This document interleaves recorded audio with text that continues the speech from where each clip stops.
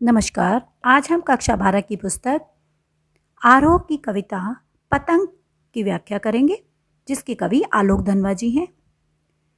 यह कविता आलोक धनवा जी के एकमात्र संग्रह से ली गई है। यह एक लंबी कविता है और इसके तीसरे भाग को हमारे इस पाठ्य पुस्तक में शामिल किया गया है। पतंग के बहाने इस कविता में बाल सुलभ इच्छाओं एवं उमंगों का सुंदर चित्रण कवि ने इसमें किया है। बाल क्रियाकलापों और प्रकृति में आए परिवर्तन को अभिव्यक्त करने के लिए सुंदर बिंबों का उपयोग भी इसमें कवि ने किया है। पतंग बच्चों की उमंगों का रंग बिरंगा सपना है। आसमान में उड़ती हुई पतंग ऊंचाइयों की वे हदें हैं जिन्हें बाल मन छूना चाहता है और उसके पार जाना चाहता है। कविता धीरे धीरे बिंबों की एक ऐसी नई दुनिया में ले जाती है जहां शरद ऋतु का चमकीला इशारा है, जहां तितलियों की रंगीन दुनिया है, दिशाओं के मृदंग बजते हैं, जहां छतों के खतरनाक कोने से गिरने का भय है, तो दूसरी ओर भय पर विजय पाते बच्चे हैं जो गिर गिर कर संभलते हैं और प्रकृति का हर कोना खुद ब खुद उनके पास आ जाता है। वे हर बार नई नई पतंगों को सबसे ऊंचा उड़ाने का हौसला लिए हुए फिर भादो अर्थात अंधेरे के बाद के शरद उजाले की प्रतीक्षा कर रहे हैं। आइए अब कविता का अध्ययन करें। सबसे तेज बौछारें गईं, भादो गया, सवेरा हुआ, खरगोश की आंखों जैसा लाल सवेरा। भादो के महीने में बहुत तेज बारिश होती है। बारिश के कारण आकाश में चारों तरफ घने बादल छाए रहते हैं, जिसके कारण अंधेरा प्रतीत होता है। तो कवि कहता है वो तेज बारिश वाला भादो का महीना अब बीत गया है, अब नया सवेरा आया है, अर्थात भादो के बीतने के बाद जो शरद ऋतु शुरू हुई है, जो शरद ऋतु का आरंभ हुआ है, उस ऋतु में आकाश साफ हो गया है, अर्थात वहाँ से बादल छट गए हैं और उसका उदय, उसकी सुबह ऐसी है, इतनी उजली है, इतनी चमकीली है, ऐसा लगता है मानो अंधेरे के बाद जो सवेरा हुआ है वो खरगोश की आंखों जैसा लाल भूरा है। कि शरद ऋतु की सुबह खरगोश की आंखों जैसी खुशनुमा लाल प्रतीत होती है। सुबह होने पर जो आकाश में सूर्य के आसपास लालिमा छा जाती है, वो कवि को खरगोश की आंखों के समान लाल नजर आ रही है। शरद आया पुलों को पार करते हुए, अपनी नई चमकीली साइकिल तेज चलाते हुए, घंटी बजाते हुए, जोर जोर से चमकीले इशारे से बुलाते हुए पतंग उड़ाने वाले बच्चों के झुंड को। शरद ऋतु में चारों ओर चहल पहल का वातावरण है कि मौसम बिल्कुल साफ हो गया है, चारों ओर उत्साह का माहौल है, उमंग का माहौल है। ऐसे में कवि को लगता है कि जैसे शरद का महीना किसी उत्साही बालक के समान अपनी चमकीली साइकिल पर अपनी नई चमकीली साइकिल पर सवार होकर कई पुलों को पार करता हुआ, अर्थात कई महीनों को पार करता हुआ आज आया है और आकर वो जोर जोर से घंटियां बजा रहा है और जैसे उन पतंग उड़ाने वाले बच्चों को इशारा दे रहा हो कि अब शरद ऋतु आ गई है, अब वो पतंग उड़ा सकते हैं, कि अब आकाश है वो पतंग उड़ाने के लिए उनके अनुकूल हो गया है। शरद रूपी बालक अपनी चमकीली रोशनी से जैसे उन पतंग उड़ाने वाले बच्चों को इशारा दे रहा हो कि अब बाहर निकल आओ, पतंग उड़ाने का समय हो गया है, कि अब वातावरण बिल्कुल अनुकूल हो गया है। पतंग उड़ाने वाले बच्चों के झुंड को चमकीले इशारों से बुलाते हुए और आकाश को इतना मुलायम बनाते हुए कि पतंग उड़ सके। बच्चे जो पतंग उड़ाते हैं वो समूह में, झुंड में उड़ाते हैं, कि वो कोई अकेला बच्चा आपको छत पर पतंग उड़ाता नहीं मिलेगा। बच्चों को एक साथ मिलकर पतंग उड़ाने में आनंद आता है। तो ऐसा लगता है कि शरद के इशारे पर वो सारे बच्चे उन बच्चों का झुंड इकट्ठा हो गया है और शरद जैसे उन्हें बता रहा है कि अब अनुकूल वातावरण है, तो अब पतंग उड़ाने के लिए बिल्कुल सही मौसम है। और आकाश को इतना मुलायम बनाते हुए कि आकाश बिल्कुल साफ, कोमल और मुलायम बन गया है, जिससे कि पतंग ऊपर उड़ सके, कि पतंग ऊंचाइयों में जा सके। दुनिया की सबसे हल्की और रंगीन चीज़ उड़ सके, दुनिया का सबसे पतला कागज उड़ सके, बांस की सबसे पतली कमानी उड़ सके, कि शुरू हो सके सीटियों, किलकारियों और तितलियों की इतनी नाजुक दुनिया। पतंग को दुनिया की सबसे हल्की चीज़ कवि बताता है, क्योंकि वो बहुत हल्के कागज़ की बनी होती है और रंग बिरंगी पतंगे हमें आकाश में नज़र आती हैं। पतंग दुनिया की कवि सबसे पतली, हल्की और रंगीन चीज़ बताता है, जिसमें कि बांस की एक कमानी लगाई जाती है, एक छोटी सी पतली सी स्टिक, एक डंडी लगी होती है, जिसके सहारे से पतंग ऊपर आकाश में उड़ती है। अब वो पतले कागज़ की बनी होती है। तो कवि कहते हैं कि मौसम बिल्कुल अनुकूल हो गया है पतंग उड़ाने के लिए, कि पतंगबाजी के लिए बिल्कुल सही उपयुक्त मौसम है ये। और इसमें वो बच्चे पतंग उड़ाने के लिए इकट्ठे हो रहे हैं और दुनिया की जो सबसे पतली, हल्की और रंगीन चीज़ है पतंग, उसे उड़ा रहे हैं।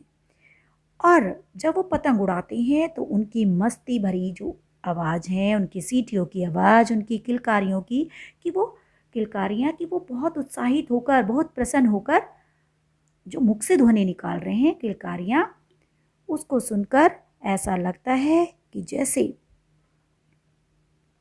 चारों तरफ मस्ती का माहौल हो गया हो और पतंगों से भरा हुआ आकाश ऐसा प्रतीत होता है कि मानो यहाँ रंग बिरंगी तितलियों की कोई चलती फिरती सृष्टि हो, कि कोई ऐसी दुनिया हो जहाँ ये तितलियाँ, रंग बिरंगी तितलियाँ चलती हुई नज़र आ रही हैं, कि पूरे आकाश में ये रंग बिरंगी पतंगे ही छा गई हैं। ये पतंगे आकाश में तितलियों की भांति ही लहरा रही हैं, मंडरा रही हैं।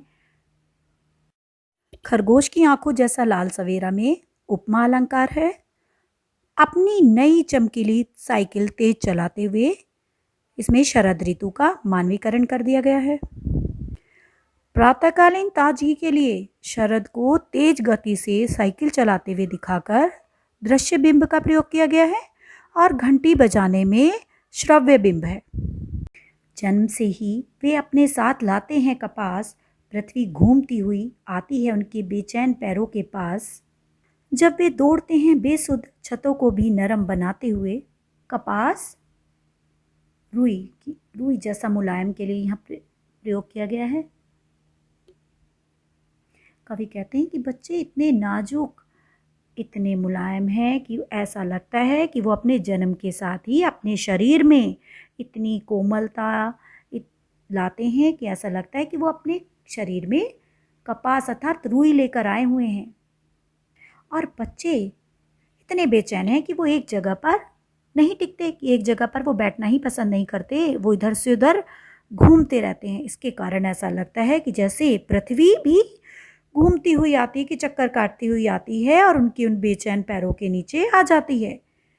और जब वो पतंग उड़ाने के लिए छतों पर दौड़ते हैं तो वो बेसुध होकर दौड़ते हैं, अर्थात तल्लीन हो जाते हैं। बेसुध अर्थात तल्लीन, मस्त, कि उस पतंग उड़ाने की मस्ती में वो ये भूल जाते हैं कि वो छतों पर दौड़ रहे हैं।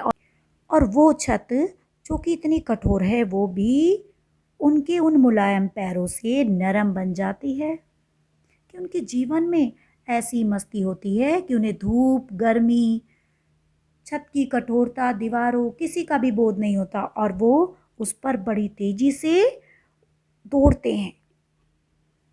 दिशाओं को मृदंग की तरह बजाते हुए जब वे पैंग भरते हुए चले आते हैं, डाल की तरह लचीले वेग से, अक्सर छतों की खतरनाक किनारों तक उस समय गिरने से बचाता है उन्हें सिर्फ उनके ही रोमांचित शरीर का संगीत। पतंगों की धड़कती ऊंचाइयां उन्हें थाम लेती हैं महज एक धागे के सहारे। मृदंग एक वाद्य यंत्र होता है जिसकी ध्वनि बहुत मीठी होती है। पेंग भरना, झूले झूलना, लचीला वेग की लचकीली गति, रोमांचित, प्रसन्न। संगीत यहाँ पर मस्त गति में अर्थ है इसका। महज, केवल। बच्चे कठोर छतों पर इस तरह दौड़ते हैं कि मानो वो बहुत नरम हो, या उनके नरम पैरों के नीचे आने से वो छतें भी नरम हो जाती हैं, मुलायम हो जाती हैं।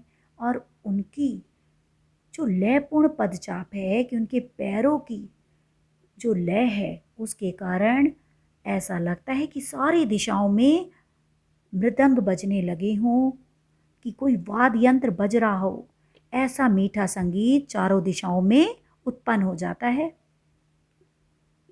और वो पतंगों के पीछे इस तरह से भागते हैं कि ऐसा लगता है कि उनमें भी लचक आ गई है, वो लचीले हो गए हैं कि वो पल भर में ही पतंगों के पीछे पीछे दौड़ते हुए एक छत से दूसरी छतों पर पहुंच जाते हैं। उस समय ऐसा लगता है कि जैसे वो झूला झूल रहे हों, कि उसी हवा के झोंकों के समान वो चलते हुए प्रतीत होते हैं। और उन छतों की खतरनाक किनारों तक वो पहुंच जाते हैं पतंग उड़ाते हुए। और ऐसा करते हुए ऐसा लगता है कि मानो वो पेड़ की लचीली डाल से लटक कर झूला झूल रहे हों, कि जिस प्रकार पेड़ की जो डाली होती है वो लचीली होती है, उसमें लचक होती है, कि उसे एक जगह से हवा से हिलाओ या उस पर लटक कर उसे आगे बढ़ाओ तो वो वापस अपने स्थान पर आ जाती है, कि उसमें ये लचक होती है, उसमें लचीलापन होता है। उसी प्रकार से बच्चों में भी लचीलापन है, जिसके कारण वो एक छत से दूसरी छत पर बहुत आसानी से भाग दौड़ कर रहे हैं उन पतंगों के पीछे, कि इतना खतरा वो उठाते हैं। लेकिन वो खतरा उठाते हुए भी जब देखते हैं कि छत का खतरनाक किनारा आ गया है, तो वो वहाँ पर अपने शरीर को संभाल लेते हैं। और उनके वो शरीर का रोमांच, उनकी मस्ती ही उन्हें गिरने से बचाती हैं। पतंग की तरह उनकी जो धड़कनें हैं, उनकी हृदय की कल्पनाएं हैं, वो ऊपर नीचे जाती हैं, कि वो अपनी पतंगों के संसार में मानो कल्पना में उसी पतंग की डोर के सहारे उड़ रहे हों। पृथ्वी घूमती हुई आती है उनके बेचैन पैरों के पास, दूसरा दिशाओं को मृदंग की तरह बजाते हुए, और पतंगों की धड़कती ऊंचाइयां उन्हें थाम लेती हैं। में मानवीकरण अलंकार का कवि ने बहुत सुंदर उपयोग किया है। दिशाओं को मृदंग की तरह बजाते हुए वे पेंग भरते हुए चले आते हैं, डाल की तरह लचीले वेग से। इनमें उपमा अलंकार का बहुत सुंदर उपयोग कवि के द्वारा किया गया है। और दृश्य बिंब में पृथ्वी घूमती हुई आती है, और जब वे दौड़ते हैं बेसुध छतों की खतरनाक किनारों तक, पतंगों की धड़कती ऊंचाइयां उन्हें थाम लेती हैं महज एक धागे के सहारे। इनमें दृश्य बिंब का प्रयोग है। श्रव्य बिंब दिशाओं को मृदंग की तरह बजाते हुए में प्रयोग किया गया है। पतंगों के साथ साथ वे भी उड़ रहे हैं अपने रंध्रों के सहारे। अगर वे कभी गिरते हैं छतों के खतरनाक किनारों से और बच जाते हैं, तब तो और भी निडर होकर सुनहले सूरज के सामने आते हैं। पृथ्वी और भी तेज घूमती हुई आती है उनके बेचैन पैरों के पास। रंध्र होते हैं हमारे शरीर के रोए, छिद्र। कवि कहते हैं कि ये जो पतंग उड़ाने वाले बच्चे हैं, अपनी कल्पनाओं में ऐसा लगता है कि मानो ये पतंग के साथ साथ खुद भी उड़ रहे हैं, कि इतने रोमांचित होते हैं, इतने प्रसन्न होते हैं कि पतंग उड़ाते हुए ऐसा लगता है कि जैसे ये पतंग के साथ साथ खुद भी आकाश में उड़ रहे हैं। वे अपने शरीर के रोओं से निकलने वाले, कि उनके जो शरीर के रोम छिद्र हैं, शरीर के जो रोए हैं, उनसे जो संगीत निकल रहा है, अर्थात जो उनके अंदर रोमांच है, जो उत्साह है, उसके सहारे वो भी आकाश में उड़ रहे हैं। वैसे तो ये बच्चे, पतंग उड़ाने वाले बच्चे, गिरते नहीं हैं, कि इन्हें इतना अभ्यास होता है पतंग उड़ाने का, और ये लचीले भी होते हैं तो ये नहीं गिरते। फिर भी कभी कभी ऐसी दुर्घटनाएं हो जाती हैं कि ये बच्चे जब छतों की खतरनाक किनारों के आसपास पहुंचते हैं और वहां से ही नीचे गिर जाते हैं, और बच जाते हैं। तो ये पहले से अधिक, इनके अंदर पहले से अधिक निडरता आ जाती है, निर्भय हो जाते हैं और इनका उत्साह और अधिक बढ़ जाता है। ये पहले से अधिक उत्साहित होकर पतंग उड़ाने लगते हैं कि ये पतंग उड़ाना नहीं छोड़ते, बल्कि इनके अंदर और अधिक ऊर्जा का, उत्साह का संचार हो जाता है और ये ऐसा लगता है कि मानो सुनहरा जो सूरज है उसके सामने निडर होकर खड़े हो जाते हैं, कि उसी के समान प्रकाशित होने लगते हैं। और तब उनके जो ये बेचैन पैर हैं कि ये एक जगह जो रुकना नहीं चाहते, ऐसा लगता है कि मानो उससे ये पूरी पृथ्वी को नाप लेना चाहते हैं, कि ये पृथ्वी और भी अधिक तेजी से घूमती हुई आती है और इनके बेचैन पैरों के पास आकर रुक जाती है, कि पृथ्वी भी इनके पैरों का स्पर्श लेना चाहती है और इनका उत्साह बहुत अधिक बढ़ जाता है। सुनहरे सूरज के सामने आने का अर्थ है कि सूरज जैसे तेज से युक्त होकर, कि उसी के समान तेज से युक्त होकर ये क्रियाशील हो जाते हैं, कि ये फिर से पतंग उड़ाने के कार्य में लग जाते हैं और पृथ्वी घूमती हुई इनके बेचैन पैरों के पास आती है, कि बच्चों के पैर इतने गतिशील होते हैं कि वो एक जगह रुकना नहीं चाहते। तो ऐसा लगता है कि इन खेलते कूदते हुए बच्चों के पास पृथ्वी खुद आ गई हो, इनके बेचैन पैरों के पास, कि ये उस पृथ्वी पर, पूरी पृथ्वी पर घूम कर आना चाहते हैं, उसे नाप लेना चाहते हैं। साथ साथ में पुनरुक्ति प्रकाश अलंकार है, सुनहले सूरज में अनुप्रास अलंकार है और छतों के खतरनाक किनारे, पृथ्वी और भी तेज घूमती हुई आती है, उनकी बेचैन पैरों के पास में दृश्य बिंब है। मानवीकरण अलंकार का प्रयोग है, कि पृथ्वी का तेज घूमते हुए बच्चों के पास आना, ये मानवीकरण अलंकार का ही उदाहरण है। साहित्यिक खड़ी बोली का प्रयोग किया गया है, साथ साथ उर्दू भाषा के शब्दों का भी प्रयोग कवि ने इसमें किया है। आशा है यह कविता आपको स्पष्ट हो गई होगी। धन्यवाद।